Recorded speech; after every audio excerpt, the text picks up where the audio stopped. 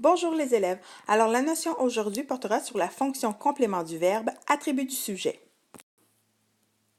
En fait, le mot ou le groupe de mots qui remplit la fonction de l'attribut du sujet fait partie d'un groupe verbal ayant toujours un verbe attributif. C'est donc dire que dans un groupe verbal, pour que l'expansion ait la fonction d'attribut du sujet, il est primordial que le verbe soit attributif. Il est à noter qu'il existe plusieurs groupes de mots qui peuvent occuper la fonction d'attribut du sujet. Plus précisément, il existe le groupe adjectival, le groupe nominal, le groupe prépositionnel, le groupe adverbial et le pronom qui peut en faire remplacer un de ces groupes. Alors, comme mentionné un peu plus tôt, le groupe de mots qui a pour fonction attribut du sujet fait toujours partie du groupe verbal ayant un verbe attributif. Alors, nous utiliserons la manipulation syntaxique qui est le remplacement pour trouver les verbes attributifs, car on peut toujours remplacer un verbe attributif par un autre verbe attributif. Alors, je vous invite à apprendre ces quelques verbes par cœur. Être, paraître, devenir, avoir l'air, rester, sembler, demeurer, naître, mourir, et il en existe plusieurs autres. Maintenant, exerçons-nous un peu avec la phrase « Annie semble heureuse ».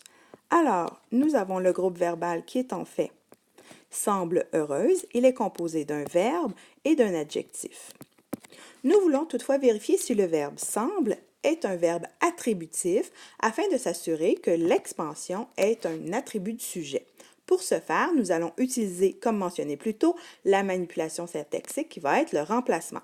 Alors, nous allons remplacer le verbe semble par un verbe que nous connaissons maintenant par cœur, qui est un verbe attributif. Par exemple, nous pourrions remplacer ce verbe par le verbe être. Annie est heureuse, et ça se dit très bien. Ou nous pourrions tout simplement le remplacer par avoir l'air. Annie a l'air heureuse. Alors, nous venons de confirmer que nous sommes en présence d'un verbe attributif, ce qui confirme qu'en fait, le groupe adjectival heureuse a pour fonction attribut du sujet Annie.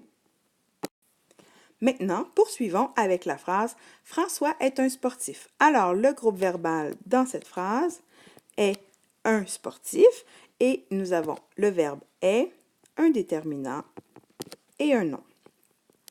Alors, nous voulons savoir si le verbe est en fait un verbe attributif. En fait, nous devrions déjà savoir que c'est un verbe attributif étant donné que nous l'avons appris par cœur. Toutefois, nous pourrions très bien le remplacer par semble. François semble un sportif et ça se dit très bien.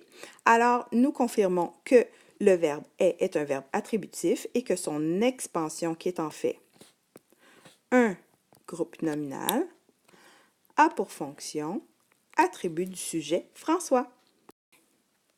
Analysons maintenant la phrase « Fée est tombée lentement ». Alors, le groupe verbal est tombé lentement. Et maintenant, nous voulons nous assurer que nous sommes en présence du verbe attributif être. Pour ce faire, nous aurions tendance à penser que nous sommes vraiment en présence d'un verbe attributif, étant donné que nous avons appris par cœur que être est un verbe attributif. Toutefois, nous devons quand même nous poser la question si nous sommes en présence du verbe, est, ou si nous sommes plutôt en présence de l'auxiliaire avec son participe passé. Alors, pour ce faire, nous pouvons remplacer le verbe par un autre verbe attributif afin de voir si nous sommes en présence d'un verbe attributif. Par exemple, avec le verbe avoir l'air, fait a l'air tomber lentement. Et nous voyons que ça ne fonctionne pas. Alors, nous pouvons maintenant penser que est tombé est un auxiliaire avec son participe passé, donc le verbe tomber au passé composé. Pour vérifier si nous sommes vraiment en présence d'un temps composé, nous pouvons le remplacer par un temps simple. Par exemple, tombait. Alors, nous pouvons dire fait tombait lentement. Alors, effectivement, le verbe est tombé est un verbe et l'expansion, en fait, est un adverbe, donc un groupe adverbial. Et étant donné que dans la phrase, nous ne sommes pas en présence d'un verbe attributif, L'expansion n'a pas pour fonction attribut du sujet. La fonction de ce groupe adverbial est en fait modificateur du verbe. Toutefois, si vous voulez en connaître davantage, je vous invite à visionner cette capsule à propos de la fonction modificateur du verbe. Maintenant, analysons la phrase « Marc-André est passionné par le hockey ». Alors, le groupe verbal est passionné par le hockey. Nous demandons à ce moment si nous sommes vraiment en présence ici du verbe attributif est ou si nous sommes en présence de l'auxiliaire avec son participe passé.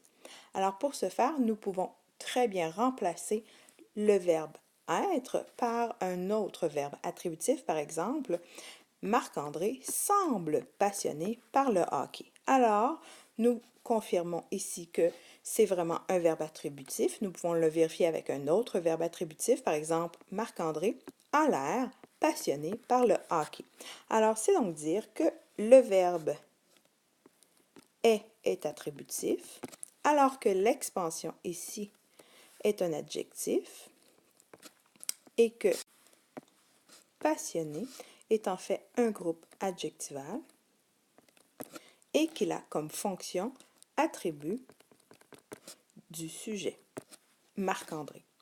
Si nous poussons notre analyse un peu plus loin, nous pouvons aussi remarquer que par le hockey est en fait un complément indirect parce que nous sommes en présence ici d'une préposition, d'un déterminant et d'un nom, et que nous pouvons très bien dire Marc-André est passionné par quelque chose. Alors, par le hockey est en fait un complément indirect. En résumé, le mot ou le groupe de mots qui remplit la fonction de l'attribut du sujet fait partie d'un groupe verbal ayant toujours un verbe attributif. C'est donc dire que pour qu'un groupe de mots ait la fonction attribut du sujet, dans le groupe verbal, il est important d'avoir un verbe attributif. Pour ce faire, je vous ai invité à apprendre quelques verbes attributifs et je vous ai aussi proposé d'utiliser la manipulation syntaxique qui est le remplacement pour s'assurer que nous sommes en présence de verbes attributifs. Pour ce faire, on peut toujours remplacer un verbe attributif par un autre verbe attributif. Toutefois, je vous ai aussi mentionné qu'il est important de vérifier si nous sommes vraiment en présence du verbe être ou de son auxiliaire avec un participe passé.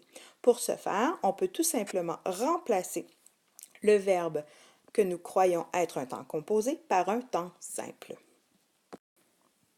Merci et à la prochaine!